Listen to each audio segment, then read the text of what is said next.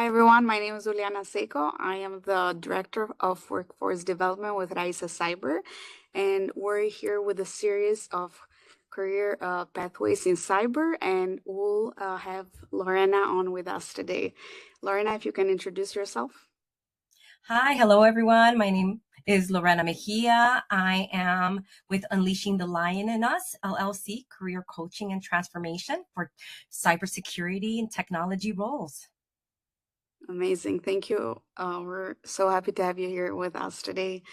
Can you tell us a little bit about where you fall in the cyber world and what's your role? What do you do? I know you mentioned your company earlier, so tell us a little bit about that.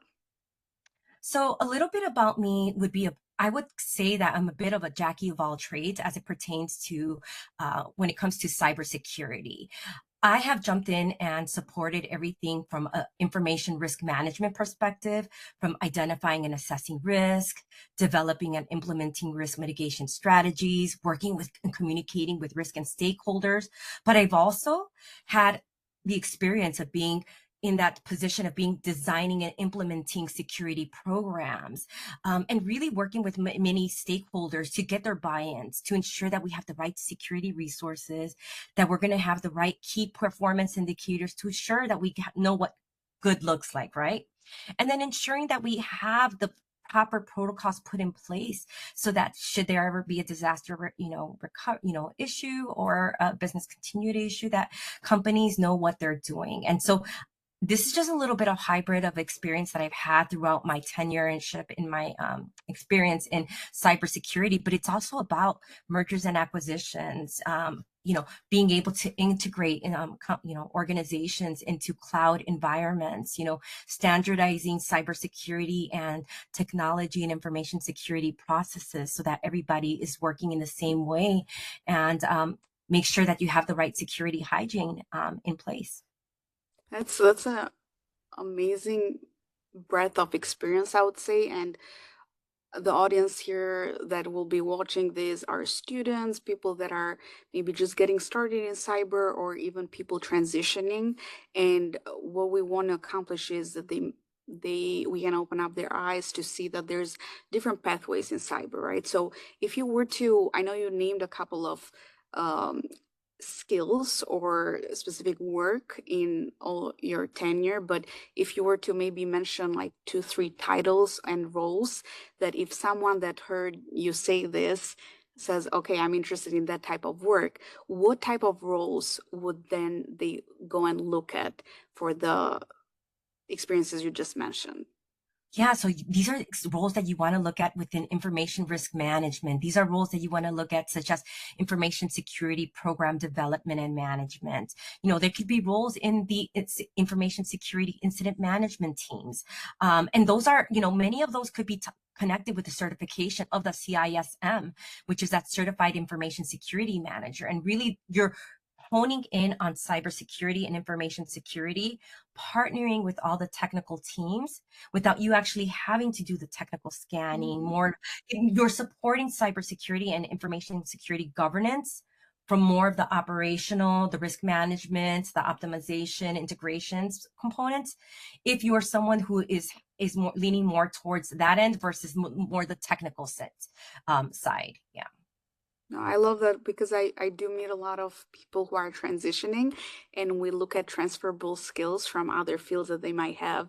So this sounds like a nice sweet spot for those transitioning into something a little bit more, not necessarily so much technical, but understanding technical and bringing it back to the business and talking about the business value and risk. So I Yeah. appreciate that. Anything else you would want to mention in terms of certifications, CISM?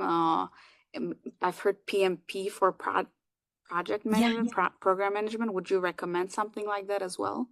Yeah, getting a CAMP, PMP or PMP would be, a value add. A lot of folks don't realize that in cybersecurity and information security, you actually have the opportunity to use some of those technical project management skills, program management skills, and support cybersecurity and information security teams. If you think about all the new initiatives that they have in place or the existing, whether it's, gaining new security tools, migrating into cloud, or whatever that initiative may be, they need a leader who's going to help shepherd IT teams, business teams, and make sure that all other core stakeholders are engaged to deliver together. So there's definitely lots of opportunity for folks who have skill sets in the project management field, program management field, or even in the business analysis. If you're a business analyst, you have a great, keen eye for paying attention to it, paying paying attention to details. There's a lot of security analyst roles. There's a lot of security operations roles, consultant roles, where you're looking at it, information and data to see how you could help support, mitigate, or eradicate risk. So it sounds like program management is the overarching theme here. And what sounds good about it is that it's pretty versatile in the sense of, let's say you're very passionate about cloud security. You can look into program management roles into the business unit of whoever is doing the rollout in cloud security for that business. Or maybe you like, I don't know, let's say incident response. You can be a program manager that handles the escalation and communication up the chain. So I really appreciate you talking a little bit about that role because I think it's very versatile. And a lot of our audiences who are not so technical and those transitioning could take advantage and look into the PMP or CISM that you mentioned earlier if interested in the risk side of things. And pivoting into a little bit more, we hear a lot of focus in certification world, and I'm a big believer in also gaining experience. But I think a lot of what we're struggling with as we have a lot of newcomers into cyber is not being able to portray their skill set. And a lot of job breaks, even for entry level, they talk about having 2 3 year 5 year experience. So now my question for you is, and this can be a little bit about like what you've experienced personally, but also best practices you've heard. How can someone gain hands-on experience or show hands-on experience?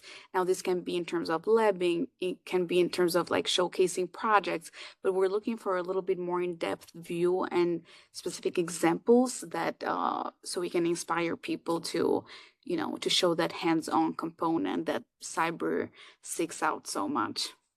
Absolutely. So, I want folks, first of all, to really think about personal brand and how you could think about standing out to hiring leaders by elevating your personal brand. That in itself is a strategy, right? So how do you do that? One of the questions was, how do you get the hands-on experience? Looking for communities of practice, joining organizations that allow you to get those hands-on experiences, whether through a hackathon, whether there's communities of tech that are have cybersecurity, or communities of technology that are having tabletop exercises if you're interested, right? And there is a wide range of communities out there. And I would encourage folks to maybe even leverage LinkedIn to see what groups that resonate with you that you could join to get hands-on experience, right? Because sometimes there's opportunities to get to join cohorts, learning cohorts. You have to do there's learning sessions, there's capstone projects. I mean, think about that in itself. That's real-time experience that you're able to position on your personal brand on your LinkedIn, but also in your resume to say, I may not be in the significant role right now, but this is what I'm doing to work towards that. And I have some lived experience. It may not be from working under an organization, but these are the communities of practice, or these are the networks, or these are the groups that I've been partnering with. And here's some great testimonials, because again, it goes back to personal branding. making sure that your LinkedIn also has a few testimonials from folks in your network. Even if it's not cybersecurity, think about all those transferable skills that you want to champion to stand out, to break into that career. That could say, yes, these individuals, I attest that they have these technical skills and that they would be great breaking into this field because of XYZ. Keep it with that STAR method, right? I think that a takeaway for the audience would be is I challenge you to go and look within your network and see who could give you 3 testimonials today, and then pay it forward. Stick it to the STAR method where it's specific, task oriented, actionable, and results driven, and then help empower one another. And then it speaks to what you're capable of doing to help you break into a new field, right? Mm-hmm. In addition to that, creating an irresistible resume and LinkedIn profile is going to be key. Okay, so you've already know like, okay, it's going to be key for me to get those hands-on experience. I've done that. How do I put that on? My resume? There's opportunities for your feature section for you to put an example of your capstone project, right? Granted that it's not proprietary, granted that you could be shared within, it's something that it is allowed to be shared. Think about the way that you could highlight some of these certificates and these courses and these trainings that you're taking on. You may not have completed it, but these are things that you're doing right now to shape.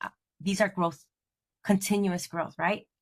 In cybersecurity, it's a landscape that is very fast paced and it's evolving rapidly.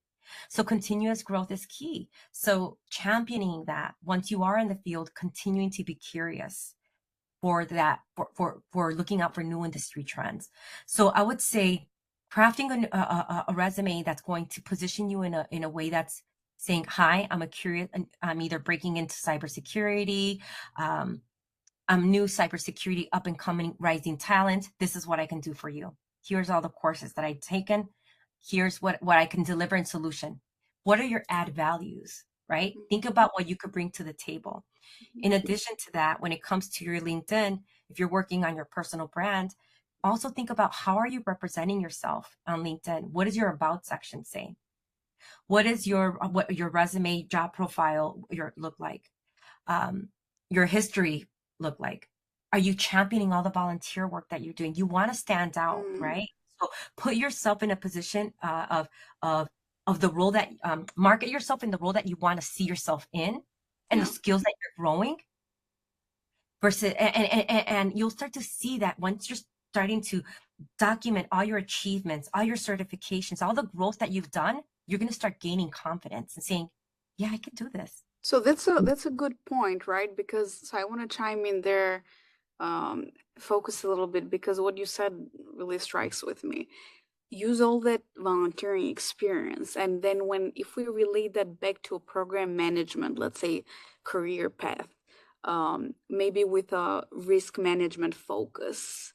Um, how can someone exactly showcase hands-on? So let's say they volunteered at their local B-sides, which if you don't know what B-sides is, you should Google it. There's one in pretty much every city or every state.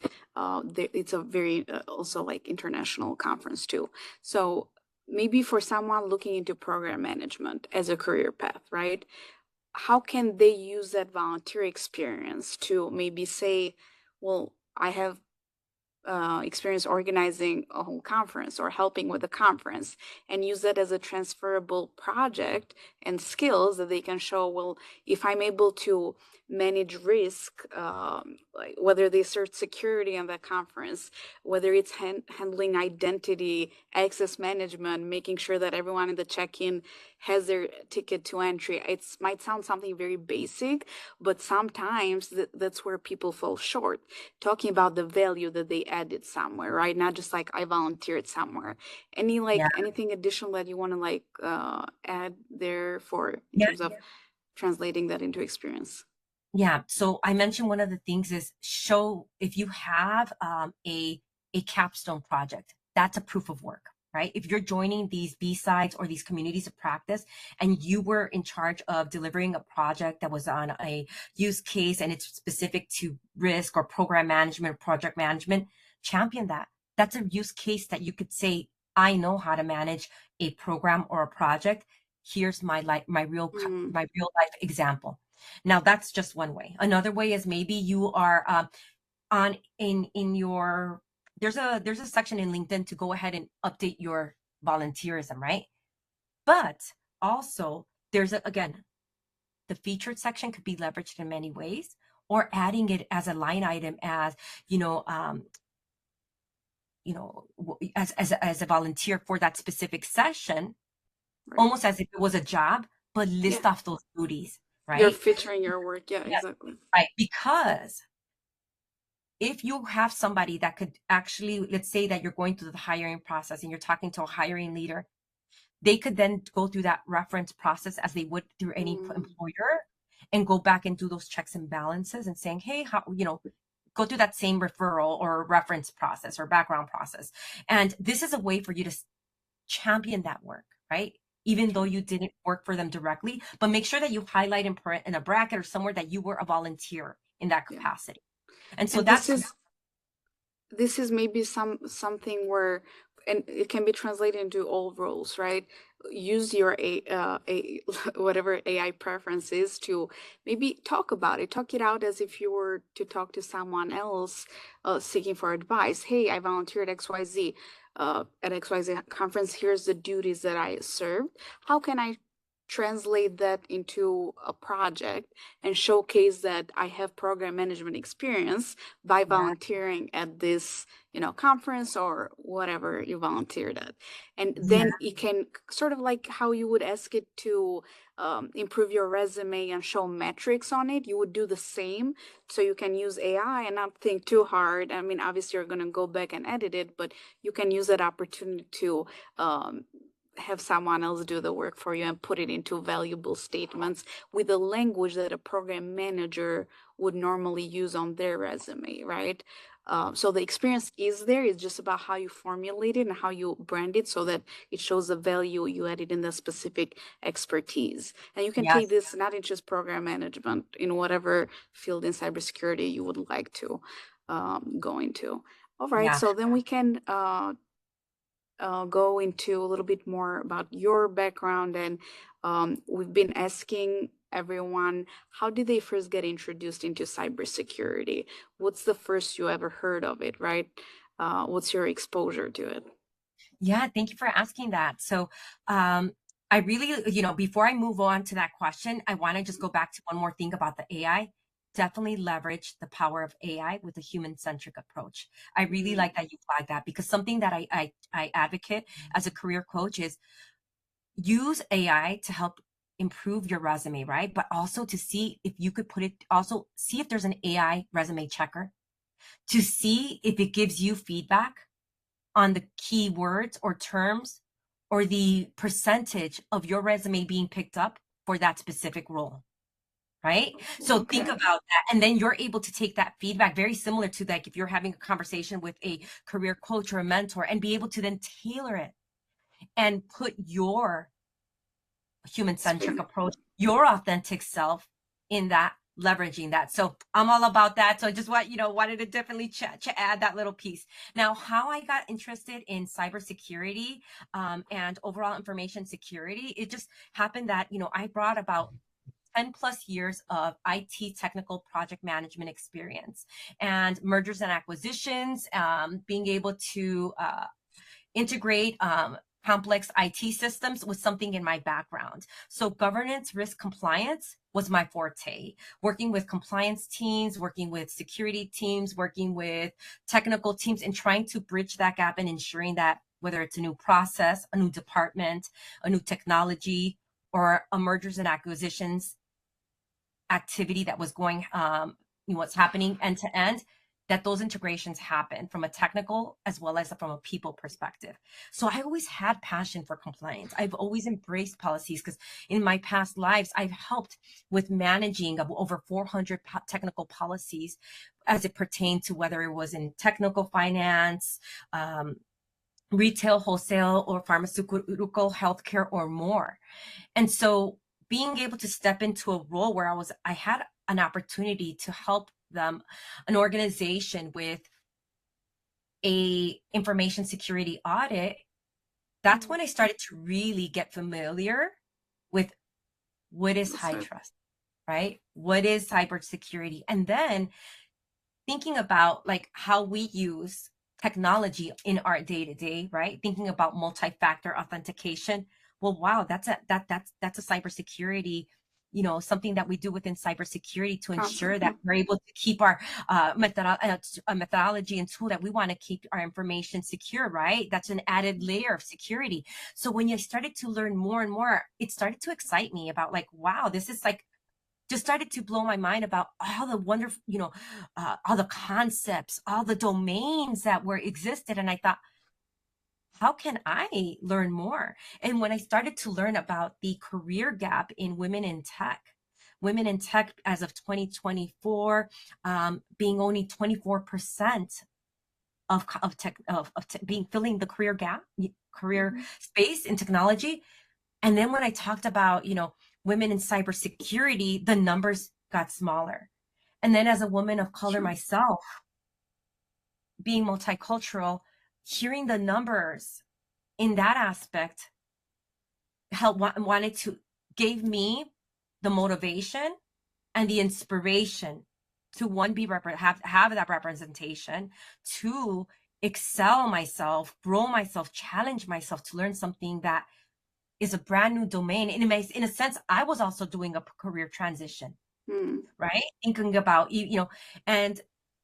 and really taking that accountability of getting a mentor, a career coach, an executive sponsor, and then joining these networks of community of practice groups, LinkedIn, amplifying my brand to a point that fast forward 5 years later, I've now launched my Unleashing the Lion in Us career coaching to help others with thoughtful and strategic transformation in technology and career and in technology roles, including cybersecurity. We love to hear it. I mean, I think our audience here is already following the right footsteps and by being part of like this amazing community at Raices Cyber. And that's what we're all about. I want to like take a step back. You mentioned merger and acquisitions. For those who might be students and might be a little confused, companies acquire, so they buy other companies all the time, right? Whether to go their intellectual property. Let's say another company comes up with an innovative way to do things, or has a patent on a certain technology, and like a company will acquire that, so then they can turn that into a product. But a lot of times they acquire for different reasons as well.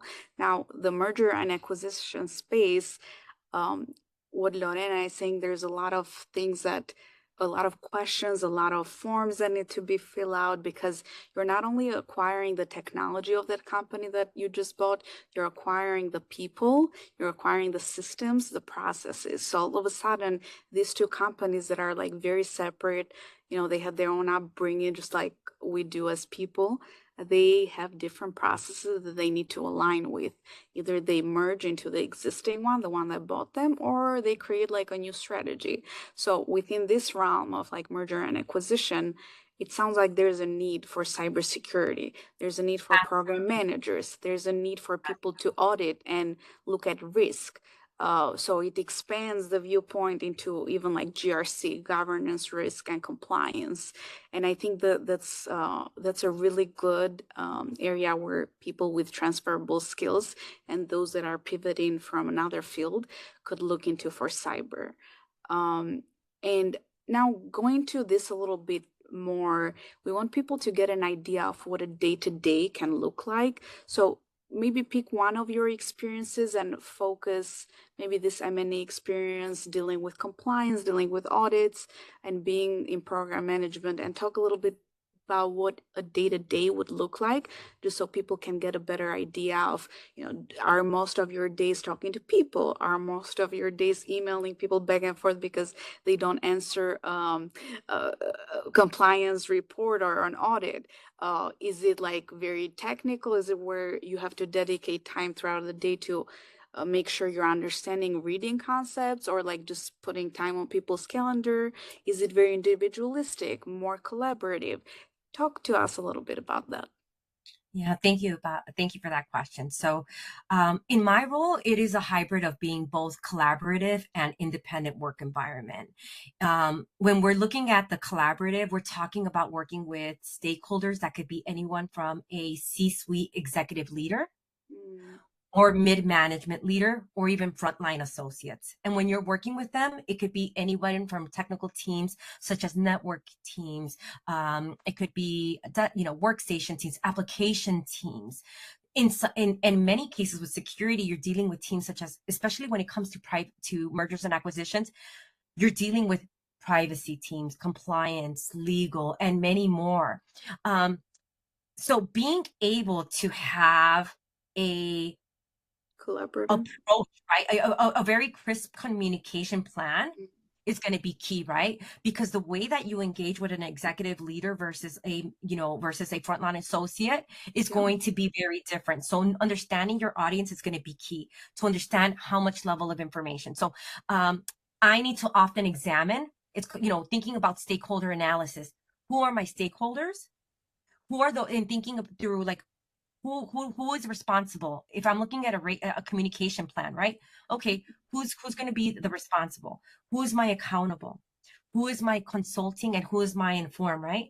When you have a good communication plan and a good stakeholder analysis plan, you're able to manage your day-to-days a little bit much Mm, more with a much more cohesive synergy and avoiding silos, right? Missing a key stakeholder, right? And so often that's critical not to miss, especially when you're dealing with security. So, right. So for me, when I'm often collaborating with a lot of individuals to achieve, hey, where are you at with the mergers and acquisitions of, this work stream? Where are we at with these deliverables?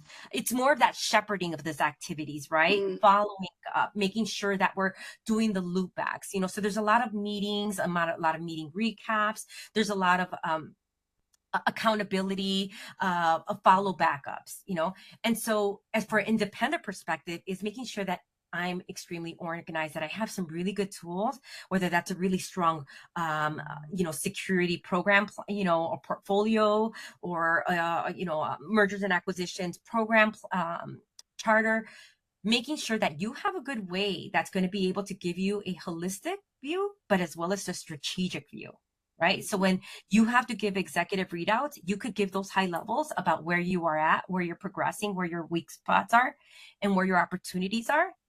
And they could give you the guidance on where to scale up or down, they being executive mm, leadership or suite or whoever that key executive is. And then you are able to work with the middle management team and saying, hey, this is how we're going to collaborate. Well, let's get your buy-in because you're going to ultimately drive your teams with this work. What are your thoughts? And it really has to be a thoughtful collaboration, not a tell-do collaboration, right? mm, Having open minds, right? Having, because there's going to be a difference of opinions all the time, right? Being able to have difficult discussions with transparency, but with respect always at the forefront and integrity, right? mm, So that's always going to be key. So having tough conversations about, deliverables either being delayed is something that comes up in my day to day, right? But being timely and transparent and having a solution mindset, always mm, having that that solution mindset or that thinking forward mindset of how can we try to get or get to our goal with yeah. this blocker or barrier, but do it in a way that's not going to lose quality, that's not going to lose security, and that's not going to lose process and or good training, right? How could we do this in a way that's going to be really touching all of our key, metrics and our core mission as a No, collective? I love that. I think we're going to my next and last question.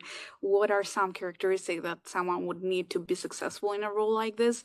And you touched a lot on it, like integrity, but being very organized, being able to, a lot of times, because what silos are, right? Like each department has like their own opinions on how things should get done, right? So your job as someone in program management will be to drive the project forward and overcome these hurdles, and but at the same time be a jack of all trades, not necessarily to understand all the technology, but be a jack of all trades. It sounds like to understand the different departments and put in the work to get to know motivators, if that's a better way to say it. Yeah. What gets them going? What are their personal metrics that will make sure that they're successful? So your job is going to each of these silos, departments, getting to know that, and then going back and taking that information to give a deliverable and outcome so you can all move towards the same goal. Anything that we missed there in terms of like characteristic that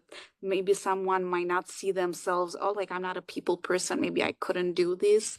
Do you need to be a people person to do this? Do you need to be more process driven and just see the goal? Or And what would you say? I really like that question because we all have a different ways of working, right? Some Mhm. people are more visual, some people are more, we like to have more conversations, are more like let's just get in a meeting and let's just work it out. Some are more thoughtful and want to be and have more of a thought process, and let's go ahead, I need to think about this and let's regroup. So it's really there's a space for every personality in cybersecurity, in technology, period. Yeah. As long as you have the curiosity to want to help to learn, right? To be a continuous learner, because Sure. cybersecurity is always going so you have to be, I would say, characteristic, be a continuous learner. Cybersecurity is constantly evolving, and the industry trends are constantly changing. So definitely be a curious learner. And I would say that, you don't necessarily need to be a people person to be successful. You just have to be able to have good relationship with people in general. Whether Yeah. if you communicate in email, whether your Mhm. preference is, but just let others know what your preferred ways of working is. And that's how I often step in is, hey, I just want to, when you're doing an intro, hey, I just want to understand, what's your preferred ways of working. Especially when you're thinking about program and project management in cybersecurity or information security, where where you're working with technical teams that are just like, we're laser focused. We need to get things done, right? So understanding who your audience is and how they want to work in receiving information, getting information, but you also sharing, hey, this is my preferred ways of working, and then trying to find a happy medium, right? Mhm. Trying to find something that works that works well for both, so that you're able to achieve that shared mission, but still be your authentic self and not feel like you're having to wear this, right? Like you're stepping outside of Mask. yourself, right? Yeah. Just, Yeah.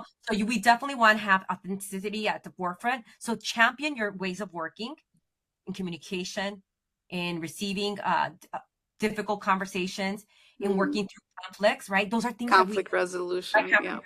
right? So being open and always making sure that you celebrate your wins and those of your team. We are so often focused on getting a project and a program done. Sometimes we miss those small wins or those big wins, and we're so ready to get to the next one. I would Yeah. say recognition goes a long way with your clients, your stakeholders, and your business partners, your Yeah. teams, but also give yourself some kudos for the growth that you're doing and the work that you're putting towards. And giving yourself grace. We're not going to know it all, and That's cybersecurity. right. There's a lot to learn. I'm constantly learning every day, but you know Yeah. what? I take that as a great opportunity to grow. And as long as you give yourself grace, we're going you are going to be successful with an open mind and accountability to yourself, Yeah. and saying, I am determined to learn and to grow. Create a timeline and a plan for whatever your goals are, and have somebody help you be accountable and do those soft check-ins like, hey friend, did you get that PMP certificate that you said you were going to do?